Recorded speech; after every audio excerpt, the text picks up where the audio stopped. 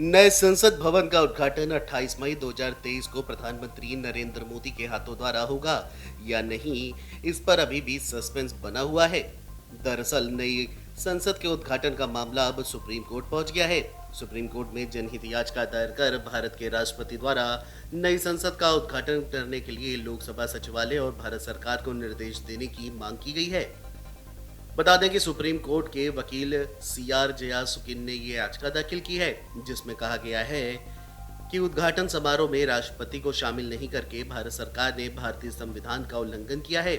ऐसा करके संविधान का सम्मान नहीं किया जा रहा। याचिका में कहा गया है कि संसद भारत का सर्वोच्च विधायी निकाय है। भारतीय संसद में राष्ट्रपति और दो सदन, राज्यसभा और जनता का सदन लोकसभा शामिल है। राष्ट्रपति के पास किसी भी सदन को बुलाने और सत्रावसान करने की शक्ति है। साथ ही संसद या लोकसभा को भंग करने की शक्ति भी राष्ट्रपति के पास है। हालांकि इसी बीच बहुजन समाज पार्टी सुप्रीमो मायावती ने एक चौंकाने वाला फैसला लिया है। बीएसपी सुप्रीमो मायावती ने ट्वीट कर लिखा, केंद्र में पहले चाहे कांग्रेस पार्टी की सरकार रही हो या अब वर्तमान में बीजेपी की, बीएसपी ने देश और जनहित मुद्दों पर हमेशा दलगत राजनीति से ऊपर उठकर उनका समर्थन किया है और 28 मई को संसद के नए भवन के उद्घाटन को भी पार्टी इसी संदर्भ में देखते हुए इसका स्वागत करती है।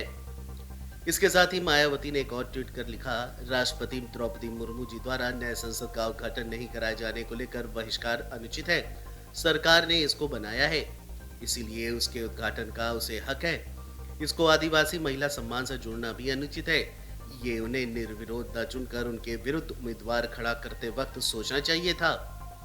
वहीं पूर्व सीएम मायावती ने ट्वीट कर लिखा कि देश को समर्पित होने वाले कार्यक्रम अर्थात नए संसद भवन के उद्घाटन समारोह का निमंत्रण मुझे प्राप्त हुआ है, जिसके लिए आभार और मेरी शुभकामनाएं। किंतु पार्टी की लगातार जारी समीक्षा बैठकों संबंधी अपनी पूर्व निर्धारित व्यवस्था के कारण मैं उस समारोह में शामिल नहीं हो पाऊंगी। हालांकि इससे पहले संसद के नए भवन के उद्घाटन समारोह को लेकर कहा गया था कि जहां सत्ता का अभिमान हो, विपक्ष का मान नहीं हो, ऐसी संसद के उद्घाटन में क्या जाना। जहां सत्ता का अभिमान हो परंतु विपक्ष का मान नहीं, वो सच्ची संसद हो ही नहीं सकती, उसके उद्घाटन में क्या जाना। आपको बता दें कि प्रधानमंत्री नरेंद्र मोदी ने 10 दिसंबर 2020 को नए संसद भवन के निर्माण कार्य का शिलान्यास किया था। इस कार्यक्रम के लिए संसद के दोनों सदनों राज्यसभा और लोकसभा ने 5 अगस्त 2019 को आग्रह किया था। नई संसद को बनाने का टेंडर टाटा प्रोजेक्ट को साल 2020 के सितंबर में दिया गया था। इसकी लागत 861 करोड़ रुपए मानी गई थी। फिर बाद में कुछ अतिरिक्त कामों के चलते ये कीमत 1200 करोड़ रुपए तक पहुंची थी। 4 मंजिला संसद भवन में सदस्यों के लिए लाउंज, पुस्तकालय, समिति कक्ष के साथ ही पार्किंग के लिए भी पर्याप्त जगह होगी। संसद के वर्तमान भवन में लोकसभा में 550 जबकि राज्यसभा में 250 माननीय सदस्यों की बैठक की व्यवस्था है।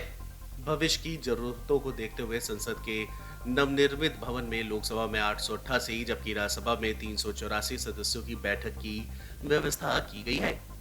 डेस्क अमर उजाला.com। मन से उजाला कर चले, मन से